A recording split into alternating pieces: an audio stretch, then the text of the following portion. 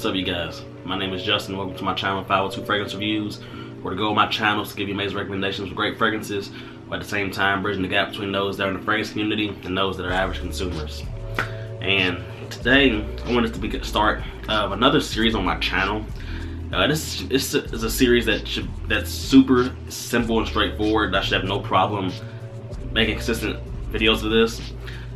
As you see by the title, it is my 10 most recent fragrance pickups, and after this episode, every episode 2 on, it's going to be my 5 most recent. But for my first episode, I want to do my 10 most recent fragrance pickups, and these are ones right here that I like all of them. That's why I want to pick it up. Some of these I got in a swap. So before I head into this video, like I said, I've got close to 70% of my viewers that watch my videos that are not subscribed. If you are one of those people, please subscribe to my channel. Hit that button below. I got a lot of great content planned for you guys. Hit that post notification bell so you know when I upload a new video. So without further ado, let me show you my 10 most recent fragrance pickups. This first fragrance I want to show you guys, I actually got in the mail this past Friday with another fragrance. And I wore this one yesterday. I wore this one out and about yesterday. I ran some errands. I went to some places. I went to celebrate my best friend's birthday at his place, or at his family's house. And this fragrance right here got me 3 compliments throughout the day, all unsolicited. One of them, they even stopped me like I was in the mall and they asked me what I was wearing. This comes from the house of Nishane, Istanbul. Nishane. And this is Hachibox. So this fragrance right here is in that Aventus family type of scent. It is got some similarities, but it's not a straight up clone. If anyone thinks that this is not a clone, this goes into a way more different direction than the Dry Down. This is all about pineapple, yes, but it's also a really big time oak moss. There's a really big oak moss note in here, in addition to some citrus. It's very nice. It's more on the mature side to me, in a way. Nah, a young guy can still wear it. But I will say this. This is not listed in the notes, but there is a heavy ambroxan note in here. I do smell ambroxan, even though it's not listed. It may turn some people off if y'all don't like ambroxan. Maybe get a sample of this first. Still sample it. Don't just cast it away because it's got ambroxan in it. But I do smell it in here. Regardless though, this fragrance is a really solid one. It's strong. Like people are saying, this is strong. Got me 3 compliments in my first wearing of it. That is Nishane's Hachibox. The next fragrance I want to talk to you guys is one that is discontinued. It's been discontinued.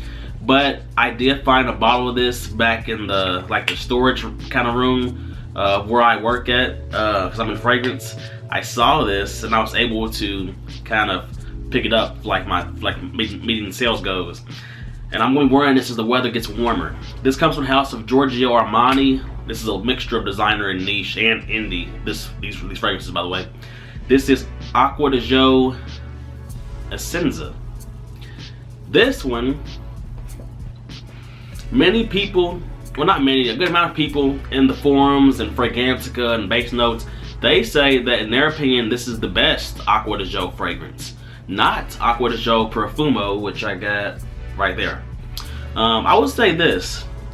If this fragrance right here was still out today, this one would really make the original Acqua di pointless to me to buy. The Profumo goes in a different direction enough to where you can warrant owning both the original and the Profumo. This one to me is basically a stronger version of the original, but with some added aroma molecules like ambroxan. It is in this, and there's more modern aroma molecules like some floral notes like Paradisone, I believe. But I do like this. To me, it's way better than the original. Spring and summer is gonna be great for this bad boy.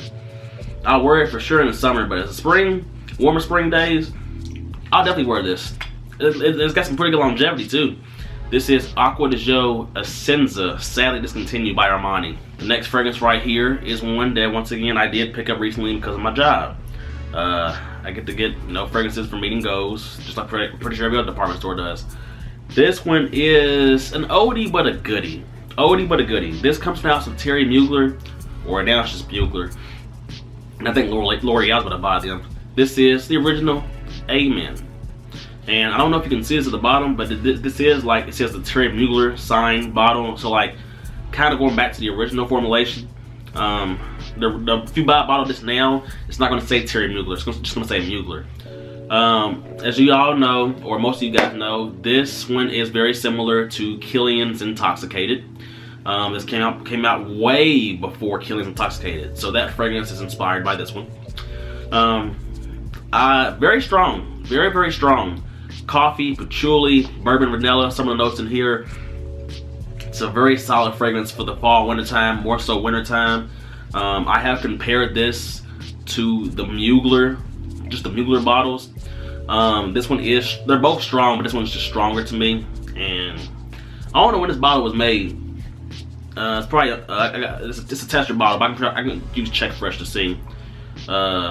I'm gonna put it right here if I can find it and see when this bottle was made. This is Thierry Mugler's Amen. Really solid coffee fragrance. The next fragrance I actually got in a swap. I got this one in a swap because this was on my list to get. I posted in the Facebook groups. I was swapping, I forget what fragrance it was. I can't remember. But I saw somebody offered me this one, and this one I freaked out about because this one was on my list. So I immediately swapped it. This comes from the house of Gallagher Fragrances, an indie brand, a very good indie brand.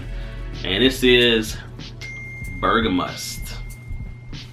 I'm going to be picking up a few other Gallagher fragrances. If y'all have not heard of that brand by Daniel Gallagher, I encourage you to just go into YouTube search bar, type in Gallagher fragrances, and just watch different videos that's going to show up, because they will show up. This one is my first pickup from Gallagher. I will pick up Amongst Waves and Fine Apple and Rose All Day in the future. It's just a very solid brand. If you are a big fan of bergamot fragrances, bergamot based, Bergamust. This one's all about bergamot with the oceanic accord. It even says the notes on the back, actually. I love how it's got the notes on the back. Bergamot, ocean mist, cedar, orange blossom, ambroxan, white amber musk. I will wear this more so in the summertime instead of the spring, maybe warmer spring days. But this one's gonna be a beast in the high heat. I can tell already, man. It's so good, so good. I'm gonna leave the links to all these in the description of where to buy these at. If you have not checked out Gallagher fragrances yet, you can get a discovery set. You can buy that too. Check out this one, Bergamust. The next fragrance we're gonna talk to you guys about is another Mugler fragrance. I've definitely kind of got a Mugler collection now.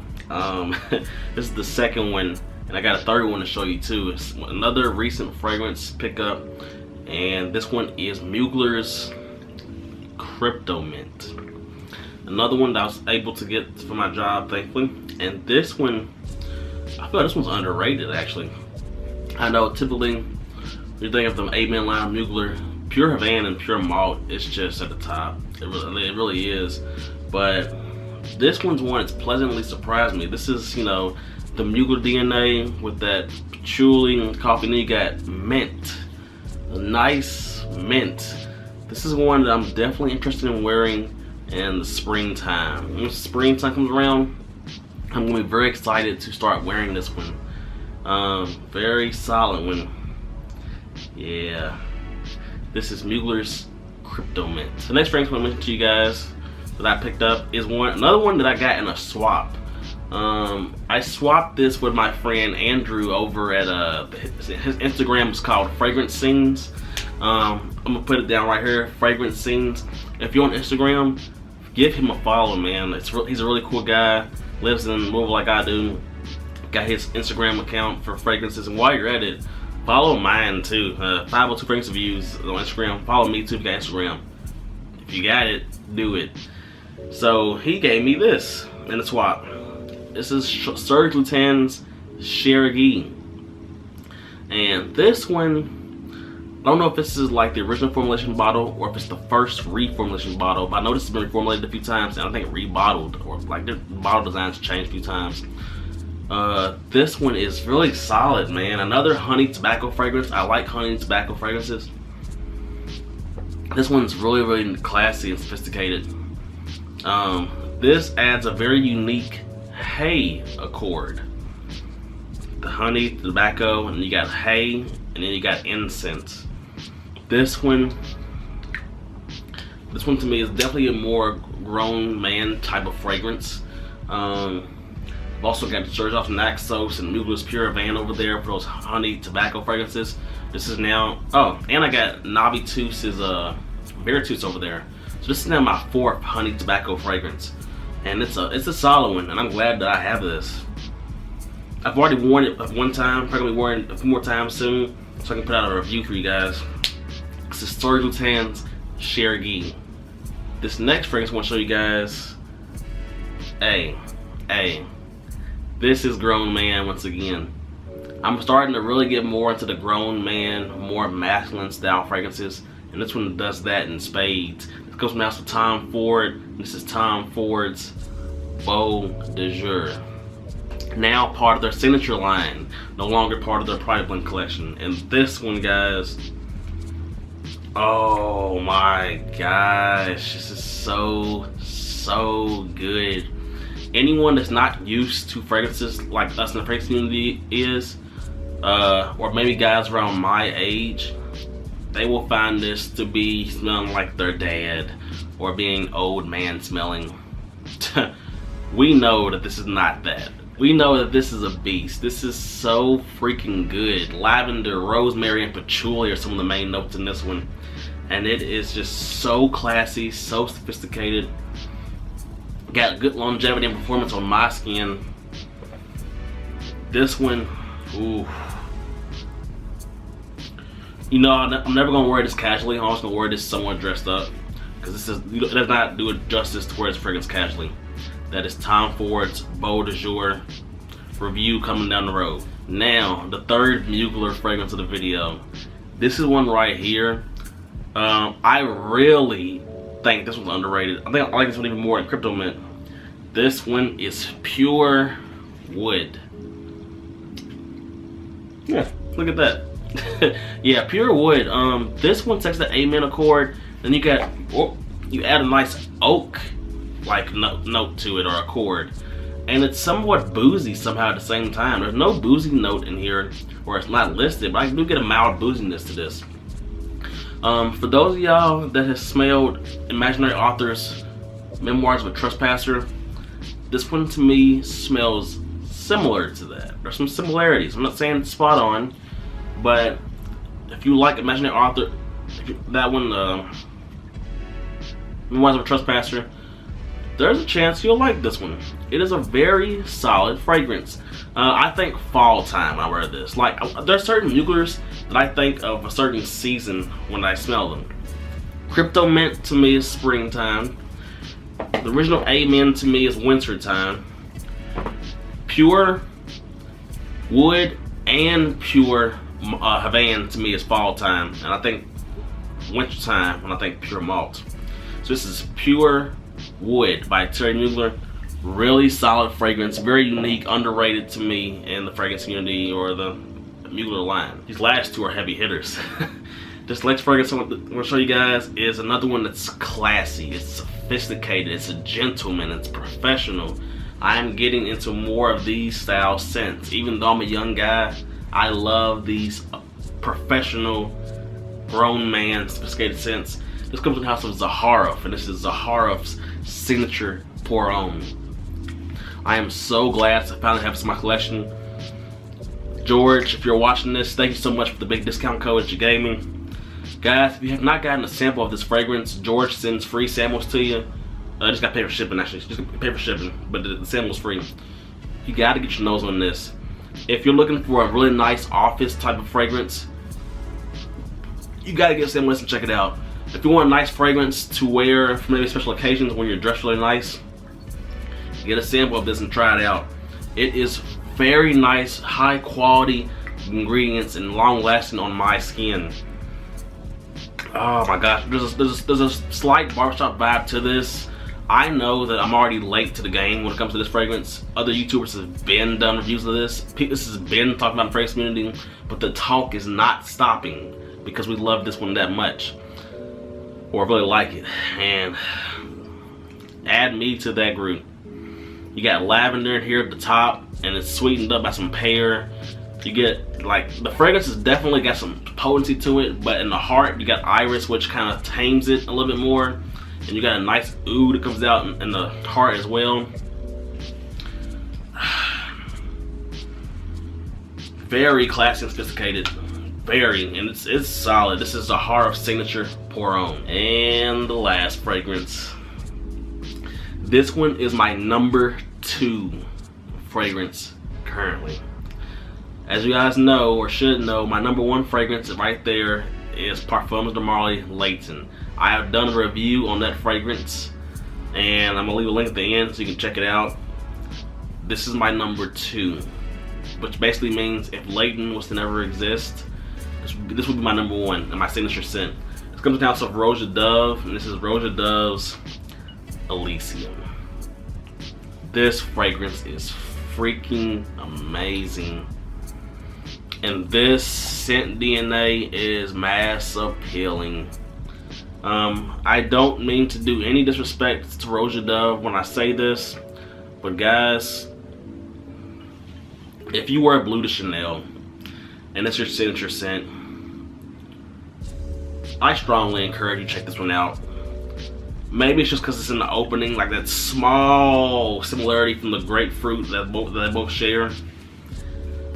This is very high quality, it's long lasting, and even though this is a high-end luxury niche fragrance, it's mass appealing at the same time. This one to me can be worn in many different occasions and seasons. Does it maybe suit more, cater more towards the dress niceier side? Yes, in my opinion, yes. However, you can wear this anytime. It's a Swiss Army knife fragrance, and I will be doing a review of this soon. Roja Dove's Elysium. That's all I got for you guys today, man. These are my 10 most recent fragrance pickups. Like I said, episode 2 on will be my 5 most recent. I'm just starting episode 1 with the 10 to give it a nice video. Let me know in the comment section below, what are your most recent pickups? Let's talk about that in the comment section below, because I want to see what y'all picking up. Maybe y'all can recommend something for me to try. I'm not gonna get a sample of. Maybe I can try it. Maybe I'll do a review on it. So yeah, that's all I got for you guys today, man. If you're part of that close to 70%, it's not subscribed to my channel, please subscribe to my channel, because I got a lot of content planned for you guys. That's all I got. Till next time.